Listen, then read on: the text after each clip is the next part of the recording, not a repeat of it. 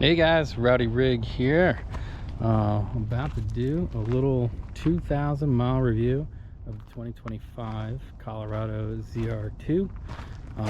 2,000 if you will, because this is my second ZR2 in about 3 months. The first was purchased. I was able to get a GM buyback. There were tons and tons of paint imperfections on almost every single panel, every door, A-pillars, you name it. The roof, I think I counted over like 140 imperfections. Check out the short in my channel. It kind of shows the extent of it.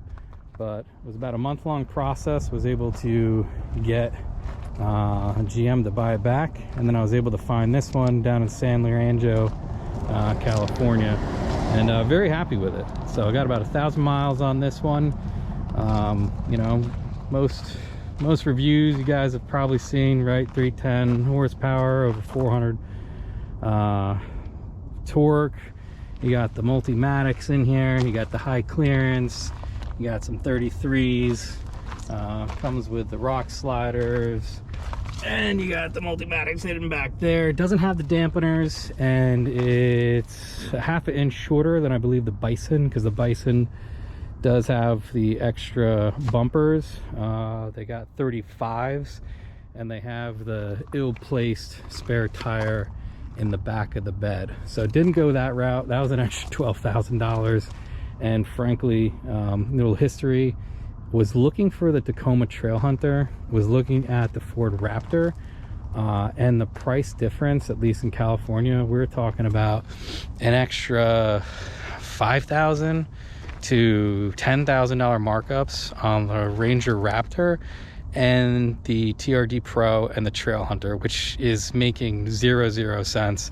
This model, I think it was listed at around 57. I was able to get it down to 48, and I was also able to get it under 4% APR for 60 months. So that was a financial decision that really, you know what, go for this. It's functional, it has good enough capabilities. I mean, the Multimatics are fantastic. This thing can do Baja, it can rock crawl. It doesn't have the oomph and the pickup of a Raptor, and it doesn't have, I think, the performance support yet. AFE is doing a lot of work on different performance mods, but for me, it's not carb legal, so I can't install it on the truck. But if I got the Raptor, I can do the chip, I can do some exhaust and some cooling, and you can get that beast up to 500 horsepower with a couple $1,000, and that thing will fly, but can't do it. So from the outside, one of the upgrades that I did just recently was install the Bakflip MX4 TS, which comes with the rails, so that'll be useful. I'm probably gonna get a cover, or at least one of the supports, and then throw a cover which can carry the probably a tent, is what I'm thinking. But super easy to install, super easy to leverage and use. Basically has this security string here.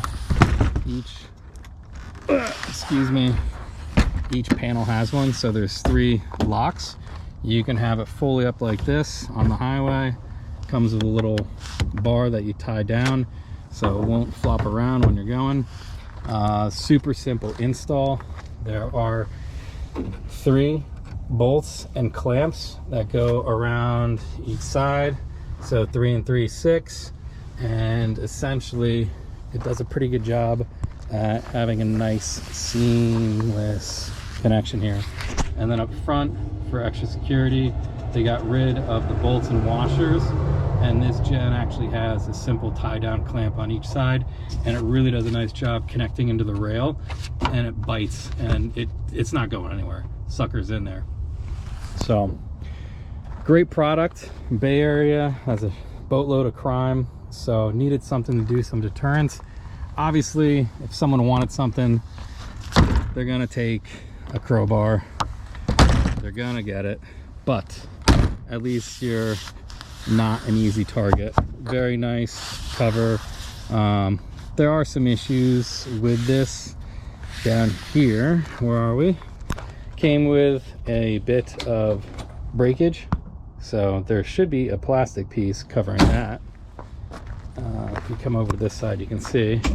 So I got to send an email to REALTRUCK and see if they want to send me a new one or what. I might just try to epoxy that or get some outdoor glue.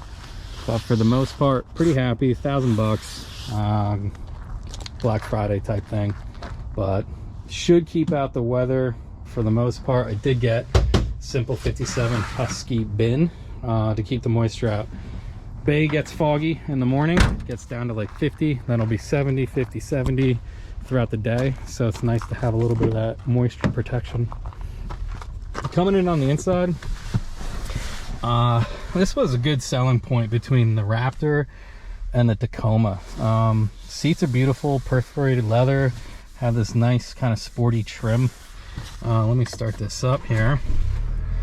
Infotainment screen, very easy to use.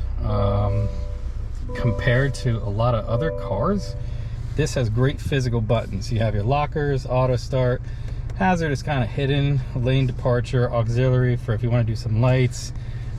This is a waste. Auto, all windows down. Doesn't do all windows up, just does down. Kind of silly. But you have your ventilated seats, heated seats, all the different environmental controls right here. Very, very simple. And you have dual zone if you want to sync out or break away. That's nice to have. Infotainment, super simple to use. Great little interface where you could have little customization if you want some audio, Google Assistance, trailer, and you can split it. So here's your map, here's your radio. You can actually pull that into your display, and I'm just using this button to kind of filter through different displays. So your Apple, you have your Google, your lane departure, you have some additional views on speed, your off-road telemetries, things like that. A very, very clean view, and then back to the original. So super simple to use. Cruise control, wipers, heated seats, heated steering wheel right here. I mean, the ventilated seats, I didn't have that before, and man, oh man, it's Mentos in the butt. It is fantastic. I'm never getting a car ever again without ventilated seats, but I digress. Back seat, not too bad. I do have 2 children, and I'll go back there and show you the space. So any truck dads that your wife is kind of hounding you and won't let you get a truck, you can fit them. It's just really, really tight. Before we leave the infotainment system, a lot of folks are saying like off-road stuff is hidden. It's really not.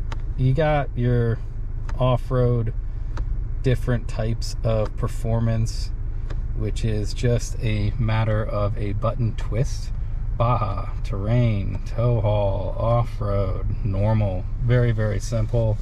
And those have your individual kind of performance perks.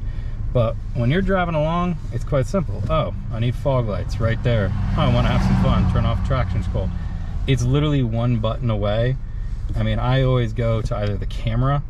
Let me close the door here, because if you're in a tight urban off-roading adventure in Trader Joe's parking lot and trying not to hit people, you have plenty of cameras, and this is without the $500 undercarriage ripoff. This is your standard camera shots, and it does more than enough. Your rear, your front, all the way around. And if you back up, it'll give you your lines, right? So it's very intuitive, super simple. You got your charger, ample storage, glove compartment, handles. One thing that's wonky, this is all manual. So the driver's seat has power and can adjust. Your passenger seat is manual and has a weird location for the oh shit handle.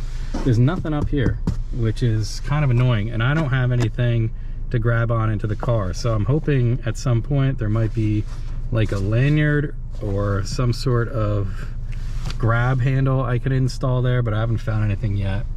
One thing to note, if you do get the Colorado, don't get it with the sunroof.